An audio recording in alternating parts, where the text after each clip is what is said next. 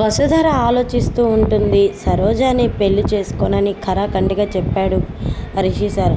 అంటే ఖచ్చితంగా రంగా అయితే సరోజాని పెళ్లి చేసుకుంటాను అని చెప్పేసి మాట అయితే ఇచ్చేవాడు కదా. అయితే అక్కడుండి ఖచ్చితంగా నాకు తెలిసిపోతుంది అక్కడ నా రిషి సారే ఉంది, రంగా కాదు.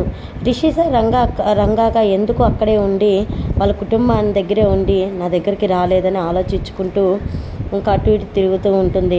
అటు ఇటు తిరుగుతున్న వసుధార దగ్గరికి రంగ వాళ్ళ నాయనమ్మ అయితే వస్తుంది. రంగ వాళ్ళ నాయనమ్మ వచ్చేసి, ఏంటమ్మా వసుధార అటు ఇటు తిరుగుతున్నావు, ఏం పోలుపోవట్లేదా నీకు అంటే, అది కాదమ్మా మీ రంగా గురించి ఆలోచిస్తున్నానని చెప్పి వస్తారంటుంది. మా రంగా గురించా? మా రంగా గురించి ఏం ఆలోచిస్తున్నావు అమ్మా? నీ రిషి సార్ లాగే ఉన్నాడని చెప్పేసి రంగా గురించి ఆలోచిస్తున్నావా? రంగా చిన్నతనం నుంచి చాలా కష్టపడే వ్యక్తిత్వం ఉన్న వ్యక్తి అమ్మ.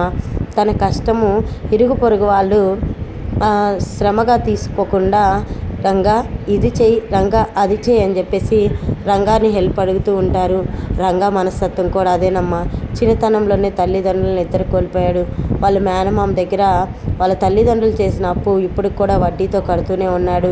తను మాట పడే వ్యక్తి అయితే కాదమ్మా అని చెప్పేసి ఇంకా రంగా వాళ్ళ నాయనమ్మ చెప్తూ ఉంటే, ఏంటి రిషి సార్ గురించి చెప్పమంటే రంగా గురించి చెప్తుంది. అసలు ఈ రంగా క్యారెక్టర్లో ఉంది రిషి సారా నిజంగా రంగానా అని ఆలోచిస్తూ ఉంటే, అమ్మ వసుధార అని చెప్పేసి వసుధాన్ని పిలుస్తూ ఉంటుంది. చెప్పండి బామ్మగారు, ఏం ఆలోచించట్లేదు అని అంటూ ఉంటుంది.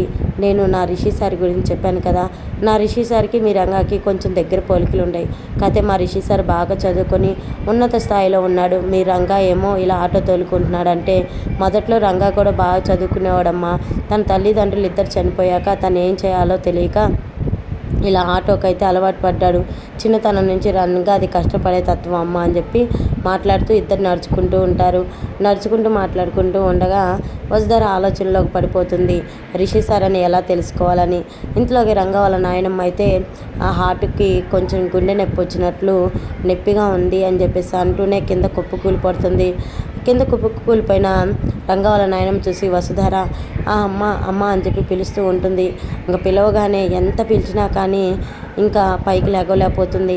రిషి సార్ అని గట్టిగా అరవడంతో వసుధర మాట విన్న రిషి ఏమైందని చెప్పి పరిగెత్తుకుంటా బయటకు వస్తాడు. బయటికి రావడంతో చూడండి సార్ చూడండి అంటే, నాయనమ్మ అని రంగా పిలుస్తూ ఉంటాడు. రంగా నాకేదో చాలా నొప్పిగా ఉందిరా, ఇంకపై నేను మళ్ళీ ఉండకపోవచ్చు, నేను నిజం చెప్పేస్తాను రా అంటే, ఏంటి నాయనమ్మ నువ్వు చెప్పేది, ప్లీజ్ నాయనమ్మ అని చెప్పి అంటూ ఉంటాడు. అమ్మ వసుధర నీకు నేను ఒక అబద్ధం చెప్పానమ్మా, నన్ను క్షమించు, ఈ రంగానే నీ రిషి సారమ్మా అని చెప్పేసి నిజమైతే చెప్తుంది. నిజం చెప్పడంతో వసుధర ఒక్కసారిగా షాక్ అయిపోతుంది. షాక్ అయిపోయిన రిషికి అలాగే చూస్తుంది. రిషి ఏం చెప్పాలో తెలియక ఆమెను హడాబుడిగా హాస్పిటల్కి అయితే తీసుకువెళ్తాడు. హాస్పిటల్కి తీసుకెళ్ళి ట్రీట్మెంట్ చేస్తారు. డాక్టర్లు తనకు స్పృహ వచ్చేదాకా ఏం చెప్పలేను అంటాడు. వసుధర మాత్రం రంగాగా ఎందుకున్నాడు రిషి అని అడగటానికి సిద్ధంగా అయితే ఉంది. మరి తర్వాత రంగాగా ఎందుకు వచ్చాడు రిషి సార్ ఏంటనేది నెక్స్ట్ వీడియోలో చూద్దాం.